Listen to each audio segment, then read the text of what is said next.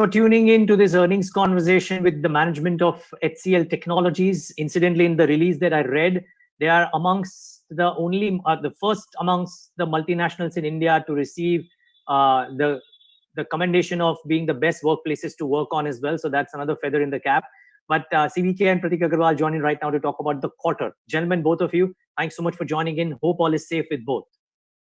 Yes, thank you, Neeraj. Nice talking to you after a very long time. Yeah, it's been a really long time, CVK, but I'm glad that it's happening at the time wherein you've come out with arguably amongst the better quarters that you have posted. And part of this was known, right, because of the mid-quarter update.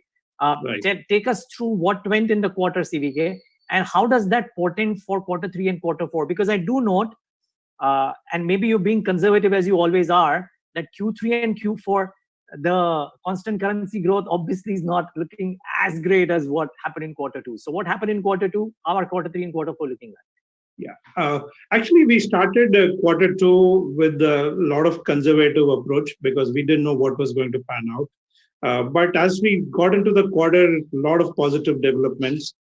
First is during the quarter, we won 15 transformational deals across. Biggest wins have been in life sciences and healthcare, retail CPG, oil and gas. Pretty good wins that we had. And a lot of existing customers who had put a lot of projects on hold in the first quarter, they did not continue those projects, but they reprioritized some other programs, which was really very important for their business survival and digital transformation. And they continue to choose us, and our teams executed them extremely well. So that was a good momentum that was there. And of course, the whole thing was a lot of deals that we won in the previous quarters. We were not sure how the transition was going to play out, but most of them got done remotely. We have pretty much reimagined our entire business to operate in a remote operating model, hiring, transition, and background checks. Every element of our business is operating remotely, and customers are comfortable. Transitions happened on time. So that gave us the revenue momentum. And our production platform business also achieved a lot of stability. And even in a seasonally weak quarter, it has grown almost 3%.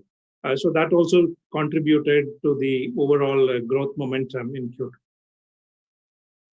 Yeah, how does this set us up, not just for Q3 and Q4, CVK? Because I suspect that the guidance that you've given, if indeed momentum improves or it looks better to you or more predictable to you, you might actually be in a position to come out and revise that again, whichever shape or form. And I'm trying to put words in your mouth. But what I'm trying to understand is the business momentum across verticals, across geographies looking strong? Because I look at your comments, CVK, and it seems as if all verticals, all geographies have performed really well in quarter 2. What stops this momentum from continuing in quarter 3 and quarter 4?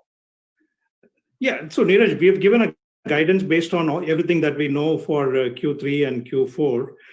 But if you look at some demand drivers, right, our pipeline is the highest ever. It has increased over 20% compared to what it was at the end of June. And in June, I said our pipeline had already increased significantly compared to what it was in March. So that's one marker. Second, the bookings in Q2 is 35% higher than the bookings in Q1, right? So we've got some good bookings. But for these bookings to translate into revenue, it takes a little more time. It normally takes anywhere between 3 to 6 months before large deal bookings translate into revenue. So I think the outlook remains very positive because on all our core services, whether it is digital foundation, digital business, our products and platform, engineering services, operations business, all of them are becoming very essential for companies to continue to grow or thrive in this pandemic kind of environment. And especially the digital foundation is becoming the underlying layer on which the digital transformation is being undertaken. So I think it gives us confidence from a mid to long term. I think it's going to be a very good growth story for companies like us. We've invested in all the right things. I think this is the time. These investments are going to come very handy to kind of drive momentum. And the addressable market for us is the highest because it's not just the services, but software products, which is a very large addressable market and a very broad reach that we have across geographies and verticals. So that's also going to help us to kind of harness the momentum that we see in the broader market. And Neeraj, if I may just add, Please do, Prateek. yeah, I just want to clarify, we are getting some questions about the DWS acquisition in Australia that we announced some time back. That is not included in the 1.5 to 2.5% growth guidance that we have given for the next 2 quarters. So that as and when it closes, subject to regulatory approvals, we are hoping it will close by December, might take maybe a month later or whatever it is. That is over and above. So I just thought I'll clarify that because we're getting some questions on. No, thank you. Thank you for laying that out as well. Prateek, if I can actually then come to you on the other aspect, right, which is the fabulous sequential and YOY growth, I presume, that you've shown on the operational metrics. Now, part of it, I think most people will say that was anticipated because IT companies have now, amongst other things, the benefits of having a large workforce which is working from home, and therefore that adds to the metrics. It may change later on, nobody knows. Can you give us a flavor of what worked, what could maybe change, if not in Q3, in Q4, and how do you see the piece for the rest of the year? So, Neeraj, we have given the guidance on the bottom line as well, and it is an increase over what we gave last quarter. Last quarter, if you remember, we said 19.5 to 20.5 was the range. Now, the thing is, in the first half of the year, we've already delivered 21%, 21.1 to be precise. And therefore, we have upped the guidance to a new range of 20 to 21%. So that gives you the indication of we continue to expect the second half to be also very good. And this is despite the wage increments, the salary increments that we've already announced, which is going to be for the largest part of the population, effective 1st of October, we are going to be giving out our normal increment levels.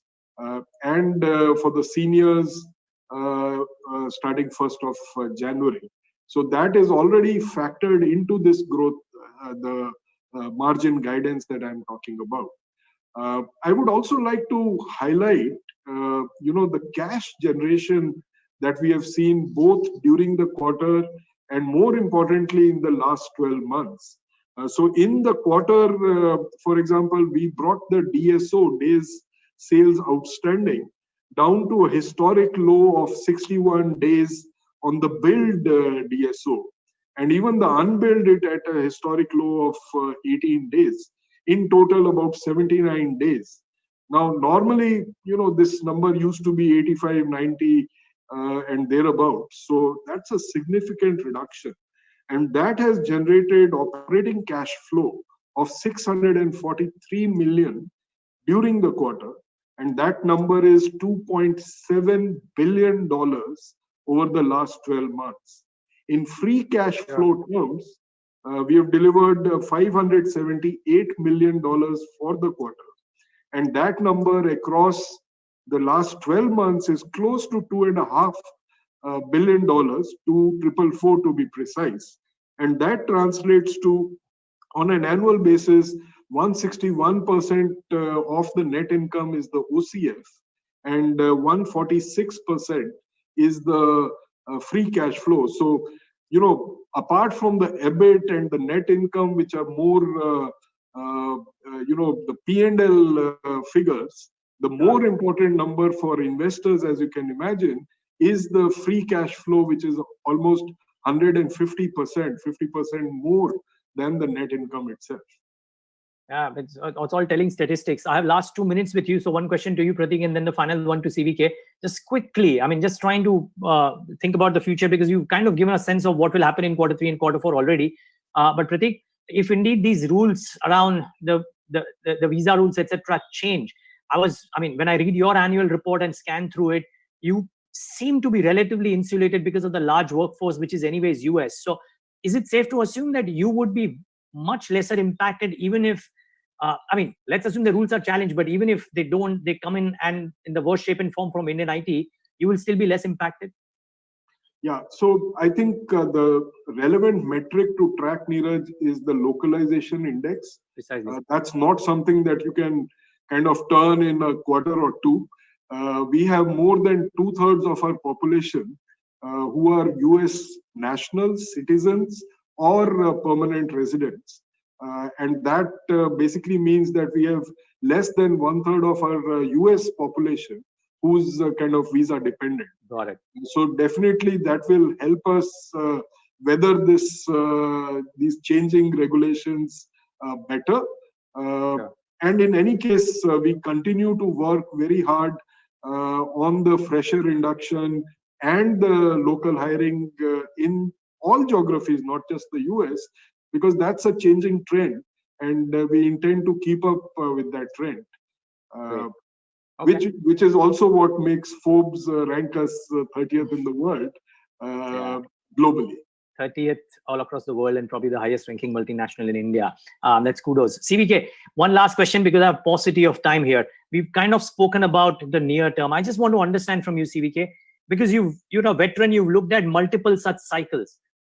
Do you think the current cycle, accelerated in part by work from home, digital spend, COVID-19, etc., is the strongest from an IT, large IT multinationals perspective than what you've seen in the past? And is it more sustainable? Yes, absolutely, Neeraj. I was talking in another conference where I said in the next 5 years, we will see better growth in the tech industry than what we saw in the previous 5 years. So the momentum is strong. The technology is the lifeline for every enterprise, and that manifests itself in numerous services and business opportunities. So absolutely, I think we are in a good upcycle for the tech industry. Bigger than the Y2K moment, CVK?